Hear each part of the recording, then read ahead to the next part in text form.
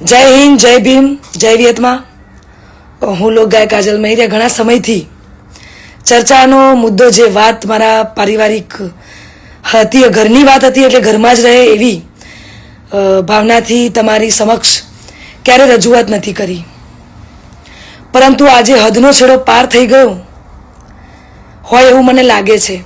આજે વિડીયોના માધ્યમથી જણાવું છું કે ગત તારીખ 10/10/2025ના રોજ મેં મારી મરજીથી અને પૂરી સ્વભાન અવસ્થામાં ભારતીય સંવિધાનના નિયમો અનુસાર ભારતના સ્વતંત્ર નાગરિકતાના નિયમ મુજબ પુખ્ત વયે મેં મારી મરજીથી અલ્પેશ જોડે લગ્ન કર્યા છે.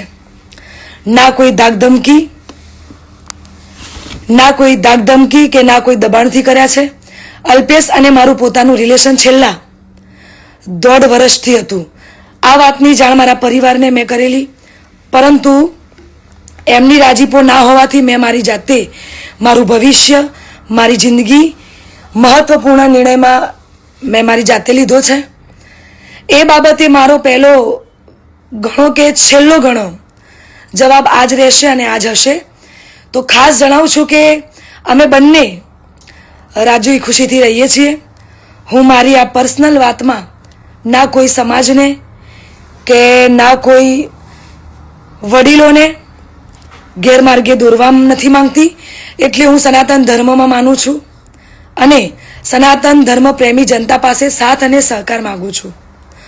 અને ખાસ એ વાત કે હું ધર્મ પરિવર્તન કરવા નહોતી માંગતી, એટલા માટે અત્યાર સુધી હું ચૂપ હતી.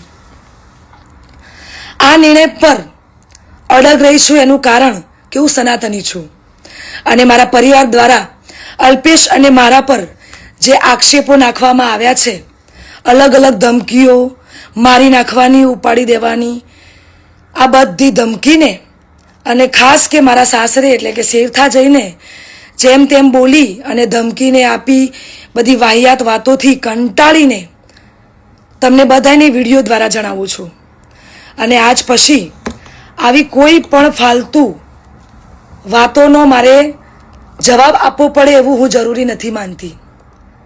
તો પ્લીઝ આજ સુધી મેં લોકોનું અને મારા પરિવારનું જ વિચાર્યું છે, પણ હવે હું મારું વિચારીશ. આ ઉપરાંત કોઈ પણ ખરાબ કોમેન્ટ કે હેરાનગતિ પહોંચાડશે તો ભારતીય ન્યાયતંત્રની મદદથી કાયદેસરની કાર્યવાહી કરવામાં આવશે. જય હિન્દ, જય ભીમ, જય વિયતમાં.